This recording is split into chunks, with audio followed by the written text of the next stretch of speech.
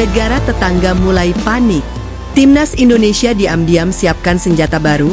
AFF 2026 makin panas. 2 minggu lagi, momen yang sudah ditunggu jutaan pendukung Garuda akhirnya tiba.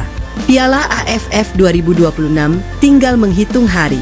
Tapi yang menarik, bukan cuma persiapan Timnas Indonesia yang jadi sorotan.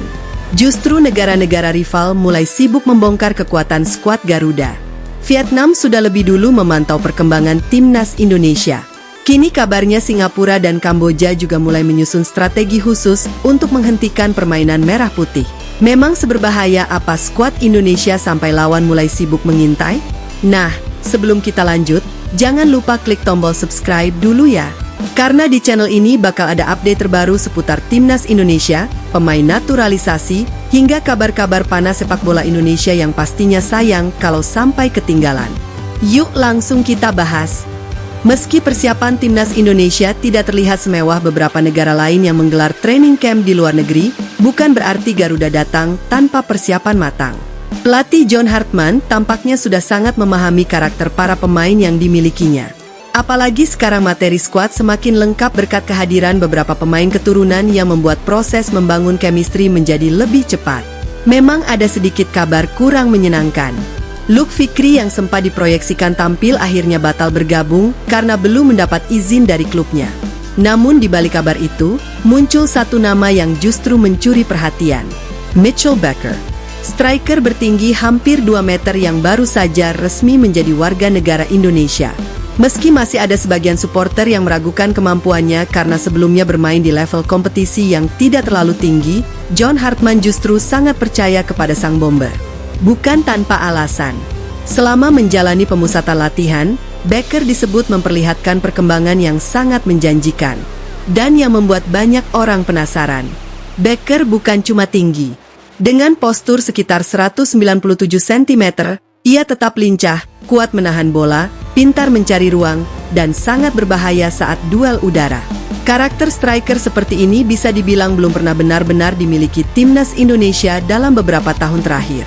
Bayangkan saja, di belakangnya ada Tom Haye dengan umpan-umpan akuratnya. Ada Ragnar Oratmangoen yang piawai membuka ruang. Belum lagi Marcelino Ferdinand, Beckham Putra, hingga Egy Maulana Fikri yang siap menyuplai bola dari berbagai sisi. Kalau chemistry mereka langsung klik, lini depan Indonesia bisa menjadi salah satu yang paling mengerikan di Asia Tenggara. Nah, kalau kalian suka pembahasan Timnas Indonesia seperti ini, jangan lupa subscribe sekarang juga. Gratis kok, cuma 1 klik. Tapi dukungan kalian bikin channel ini makin semangat menghadirkan update terbaru setiap hari. Bukan hanya kualitas pemain yang meningkat, suasana di dalam tim juga sedang sangat positif. John Hartman mengungkapkan bahwa para pemain bukan sekadar berlatih bersama. Mereka saling membantu, saling mendukung, dan membangun rasa kekeluargaan yang kuat. Menurutnya, semangat bermain demi tim menjadi modal penting untuk menghadapi ASEAN Championship 2026. Atmosfer itu juga dirasakan Jordi Amat. Bek senior tersebut mengatakan seluruh pemain bekerja sangat keras selama pemusatan latihan. Semua punya semangat yang sama. Semua ingin membawa Indonesia meraih prestasi. Mark Locke pun mengungkapkan hal serupa. Meski harus meninggalkan Persib Bandung untuk sementara waktu, ia mengaku sangat bangga bisa kembali membela Timnas Indonesia. Target mereka jelas, membawa kebanggaan untuk merah putih. Meski begitu, jalan menuju gelar juara dipastikan tidak akan mudah. Asia Tenggara sekarang jauh lebih kompetitif. Vietnam masih menjadi lawan utama. Singapura tetap berbahaya dengan pengalaman mereka. Sementara Kamboja, Laos, bahkan Timor Leste mulai menunjukkan perkembangan yang sangat pesat. Raihan Hanan mengingatkan bahwa hasil imbang melawan Laos pada edisi sebelumnya menjadi bukti bahwa sekarang tidak ada lagi lawan yang bisa diremehkan. Artinya, setiap pertandingan akan terasa seperti partai final. Satu kesalahan kecil saja bisa mengubah segalanya. Di tengah persaingan yang semakin ketat, optimisme justru semakin besar. Kiper Cahya Supriyadi menilai skuad Indonesia kali ini jauh lebih matang dibanding edisi sebelumnya. Kombinasi pemain senior, talenta muda, dan pemain naturalisasi membuat Garuda memiliki kedalaman skuad yang jauh lebih kuat. Setelah 6 kali menjadi runner-up, mungkinkah akhirnya tahun ini kutukan itu benar-benar berakhir? Di sisi lain, Ketua Badan Tim Nasional PSSI, Sumarji, juga memberikan sinyal menarik terkait program naturalisasi. Ia menyambut baik kehadiran Mitchell Baker dan membuka peluang akan ada pemain keturunan lain yang bergabung.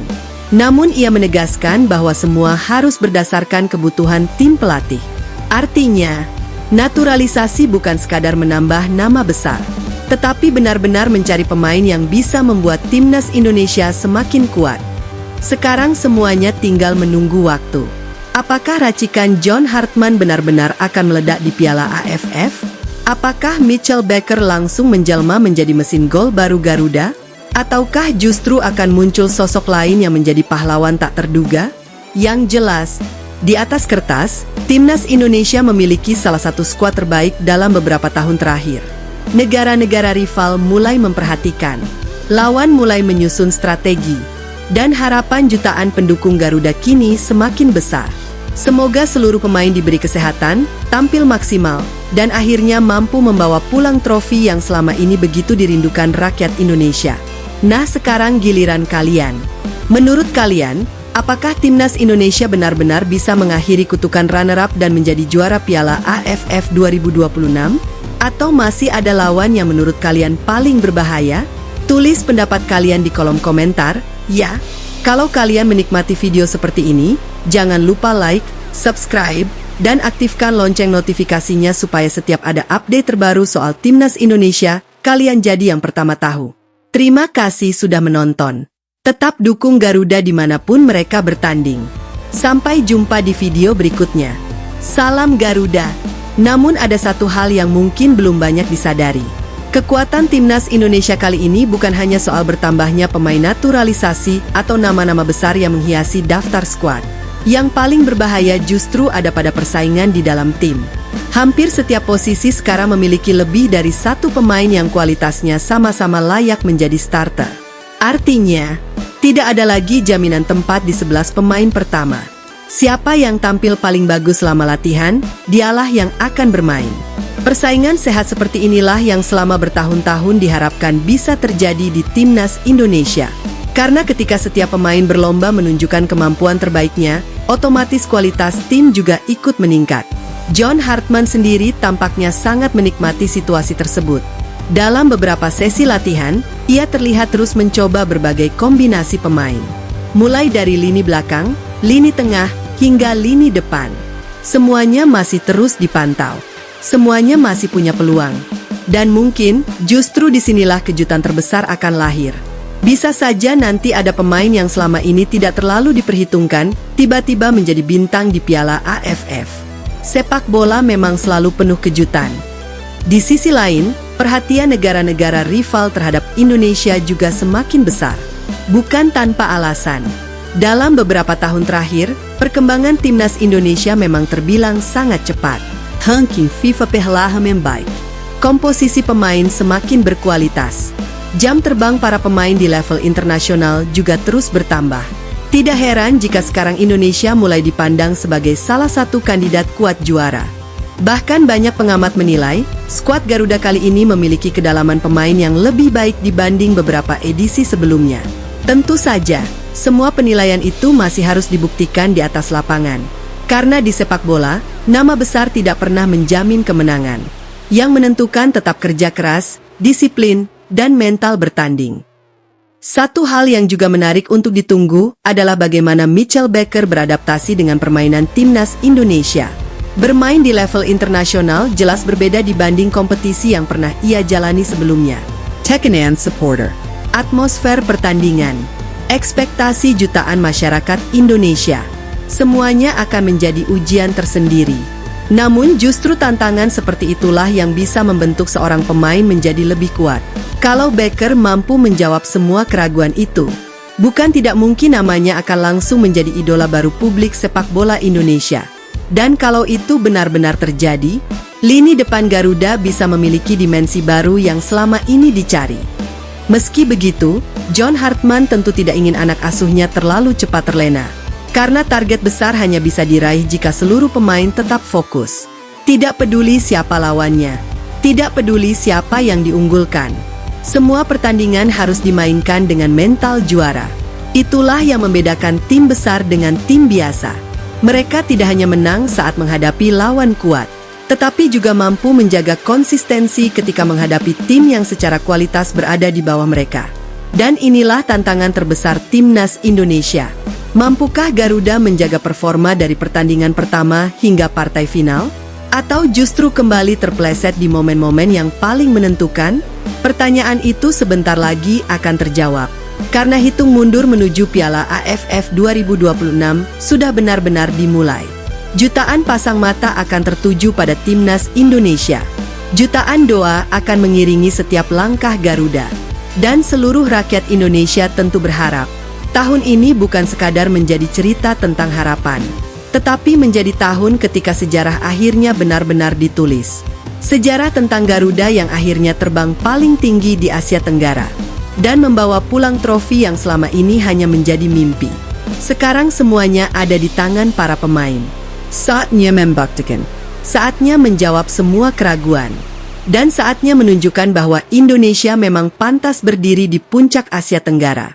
Kalau menurut kalian, siapa pemain yang bakal jadi pembeda di Piala AFF nanti? Apakah Mitchell Baker, Tom Haye, Ragnar Oratmangoen, Marcelino Ferdinand, atau justru ada nama lain yang akan mencuri perhatian? Tulis prediksi kalian di kolom komentar. Kalau target Timnas Indonesia juara, tulis juga Garuda juara di kolom komentar sebagai bentuk dukungan kita bersama. Jangan lupa tekan tombol like, subscribe, dan aktifkan lonceng notifikasi supaya kalian tidak ketinggalan update terbaru seputar Timnas Indonesia, bursa naturalisasi, hingga kabar-kabar panas sepak bola nasional. Terima kasih sudah menyaksikan video ini. Sampai jumpa di pembahasan berikutnya. Salam Garuda, Garuda di dadaku. Tapi sebelum video ini benar-benar berakhir, coba bayangkan satu momen ini. Stadion dipenuhi lautan merah putih. Puluhan ribu supporter berdiri, menyanyikan Indonesia Raya dengan suara yang menggema ke seluruh penjuru stadion.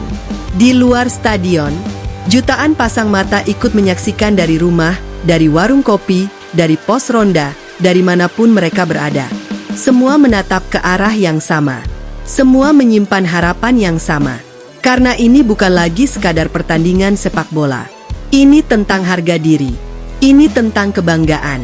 Ini tentang mimpi yang sudah terlalu lama ditunggu. Sudah bertahun-tahun Indonesia terus datang sebagai penantang. Sudah berkali-kali Garuda begitu dekat dengan trofi.